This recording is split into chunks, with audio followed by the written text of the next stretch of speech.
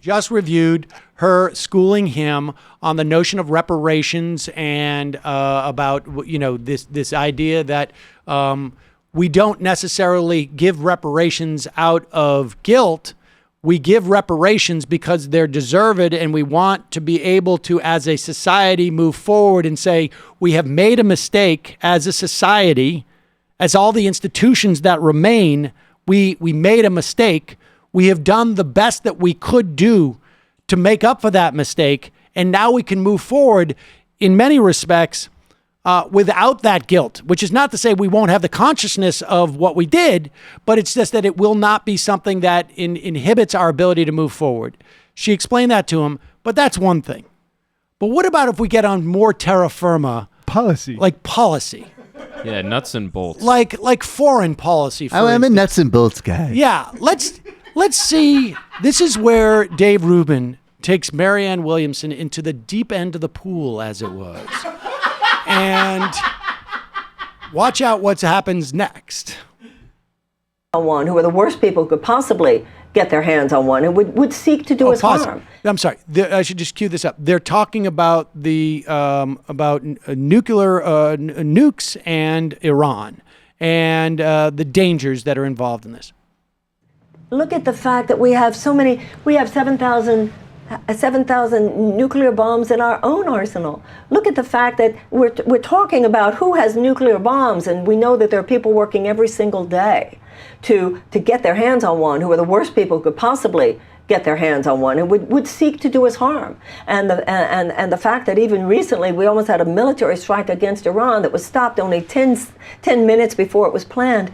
We've got some very, very serious problems. That's why I want a Department of Peace. I want us to wage peace as assiduously and as effectively as we prepare for war. I know you wouldn't want to give it to him, but does Trump deserve some credit for not doing that strike? If he got a call a minute before, and 120 people are going to get killed. I will tell you what I think he does deserve credit for. Yeah. In terms of Iran, no, it was the president who recklessly removed us from the Iran nuclear deal. That is what led up to that. The president taking us out of the Iran nuclear deal, out of a situation that was an international leveraging, where by all indicators Iran was complying. So now they've said the other day that they're going to go on and enrich uranium beyond what the agreement called for because we had pulled out. No, I cannot give the president any credit for what's happening with Iran.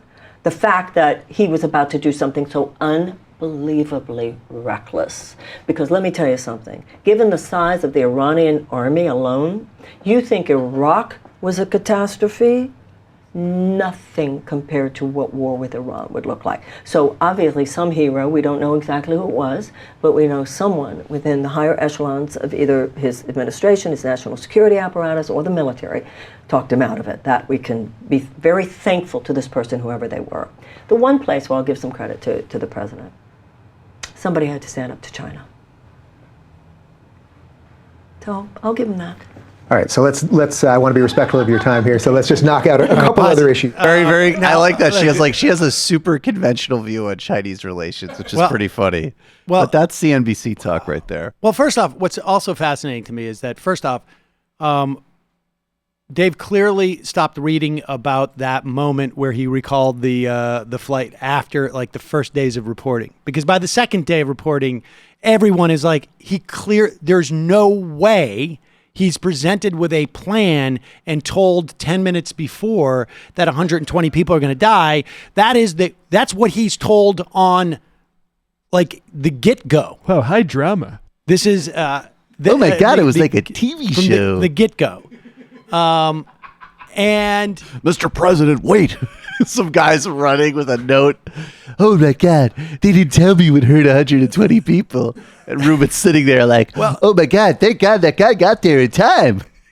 The other thing that I enjoyed about that moment is I would wager everything that I have set aside for my children, not necessarily that I'm using now, for my children, that when she said, I am glad with what he's done with China, that Dave did not know what she was talking about. Oh, without a doubt. Oh, yeah, dude. The China stuff is big. Dude, yup. Okay, so you give him credit. I know you're running out of time, so I'm going to. We only have 10 seconds. I mean, I'd love to get into it. I read about China all the time, but you agree with him on China. Let me just add this coda to this.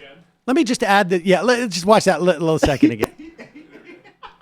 That we can be very thankful to this person, whoever they were. The one place where I'll give some credit to the president, somebody had to stand up to China. So I'll give him that. All right, so let's. I want to be respectful of your time here. All right. Look, let me just say this because I know there is a school of thought out there that, in particular, that I am a juvenile and sophomoric. I mean, it's clear that Michael is, but I wanted to defend myself from being juvenile and sophomoric, and in mockery, and the idea of mockery, and I'm lessening the political. Look, I'm sorry, pointing out that this guy wanted to go on Twitter and brag about having a Democratic. Put that down. Matt just put up a video of a hyena going after a caribou.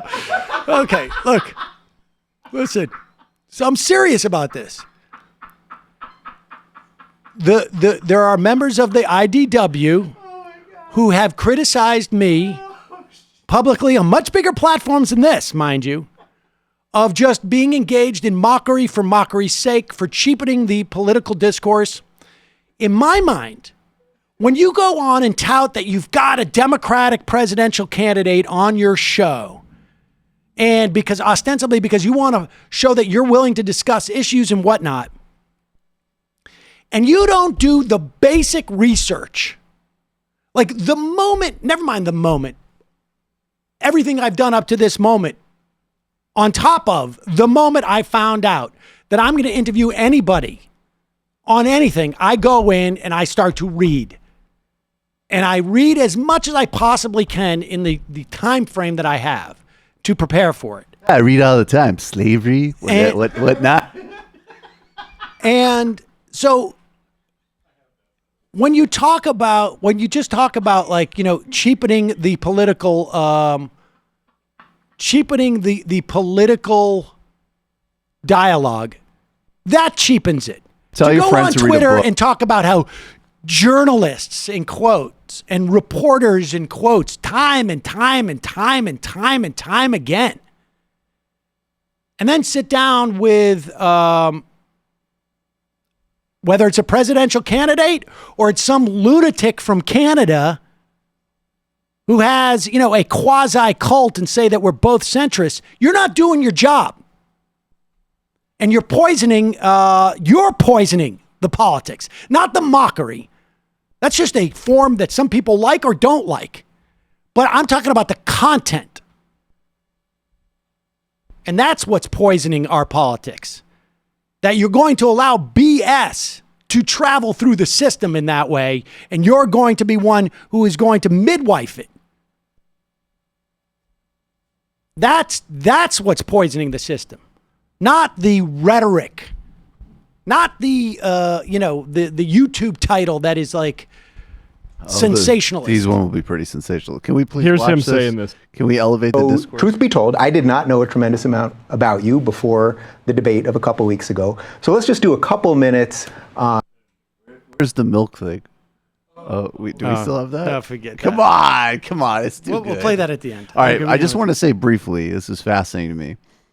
The Department of Peace idea goes back to 1793, where Benjamin Rush, who was a founding father, wrote an essay called A Plan of a Peace Officer for the United States, and he proposed putting it on an equal footing with the Department of War.